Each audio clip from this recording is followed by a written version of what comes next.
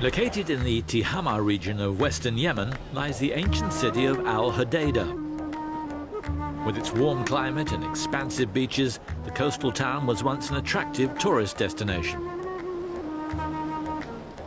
However, the events of the Arab uprising and the ongoing internal conflict in this country have deterred potential visitors from holidaying here in recent years. Nevertheless, Al-Hudaydah remains one of Yemen's most important provinces. Affectionately dubbed the Bride of the Red Sea by the locals, this port town has been central to the country's economy for centuries, shipping such products as cotton, coffee and fish to Africa and southern Asia. The fourth largest city in Yemen, Al-Hudaydah boasts a population of some 400,000 people, of which around half are aged 15 or below. Although the country has been beset by conflict recently, the younger generation have fiercely protected the ancient games and traditions of their forefathers. Pioneered by the Zaraniq tribe, camel jumping is one of the most popular pastimes amongst local youths. The origins of the sport are unclear, but it's rumoured to have started when a Bedouin trader was trying to negotiate a cut-price deal for some camels. The rules are simple. Competitors are required to jump from a ramp made of hard-packed mud and dried reeds to a landing area positioned behind up to 6 camels. The man who jumps the furthest wins. Zayed Omar is one of the best jumpers in the southeast of Yemen. I was 12 years old when I first started camel jumping with some of my friends. I've been training regularly ever since, and I've improved a lot.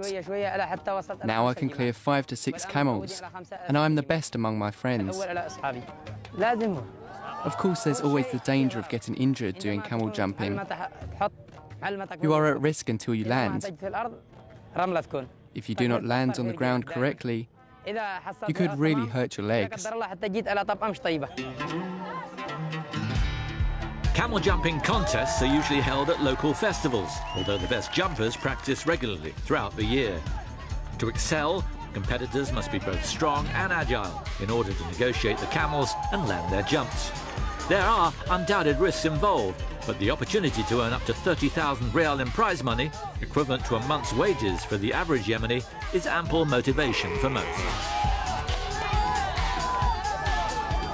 For some people, it's about winning the prize money. For others, it's about keeping the tradition of camel jumping alive. It's a pastime that we inherited from our grandfathers and that we, in turn, want to pass down to our grandsons.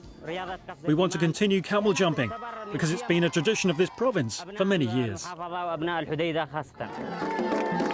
Besides camel jumping competitions, Jambia dancing is another spectacle often found at Yemeni festivals. Traditionally consisting of a steel blade and a safani or ivory handle, the jambia is a curved knife which most Yemeni gentlemen wear as part of their tribal dress.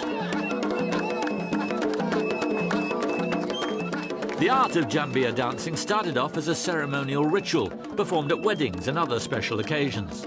But over the past few decades, it's grown into a hotly contested sport, with several young men competing to earn the honour of their village.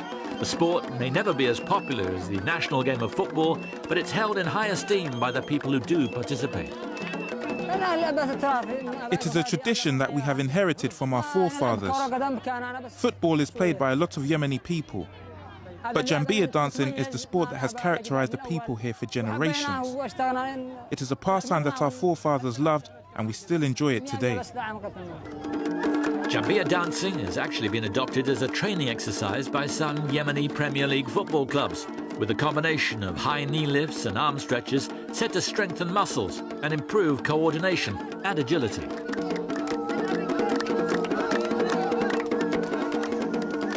But it's the technicalities of the sport that impress the judges at competitions. Points are awarded for artistic impression and for the proximity and speed with which the daggers pass each other. A keen Jambia dancer when he was younger, 62-year-old Mohammed Suleiman now judges at local contests. It's very simple. The person who keeps himself in good condition and who trains regularly will be number one.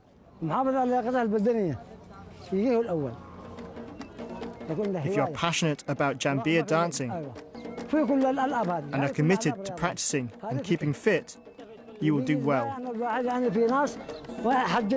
In a sense, it's like all other sports and games. But a Jambia dancer, in particular, must be dedicated and focused. Otherwise, there's every chance that they'd get hurt. Water carrying, on the other hand, is a traditional Yemeni sport requiring a little less concentration.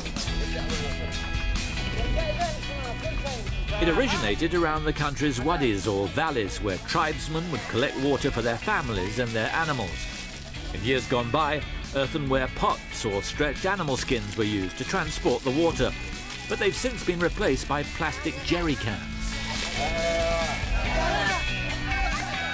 The aim of the game is to transfer as much water from one butt to another without slipping or spilling any. To win at this game, you have to be in good physical condition, to be able to carry the containers and then pour the water into the tanks. But what is most enjoyable is being able to slide all over the place and push other people over. It's really fun.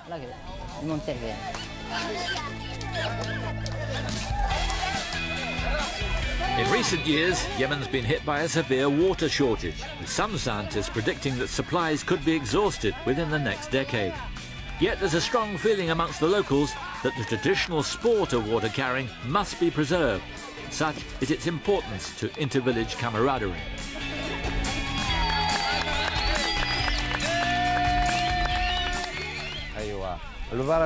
Competitions are normally played between two teams of carriers. Each of the teams comes from different villages, but they come together to play each other, both wanting to be the best. The overall winner gets a small prize of some kind.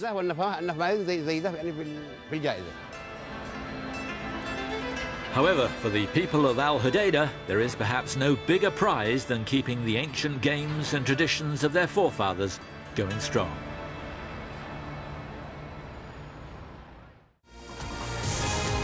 Subscribe now to our YouTube channel for the very best of Trans World Sports.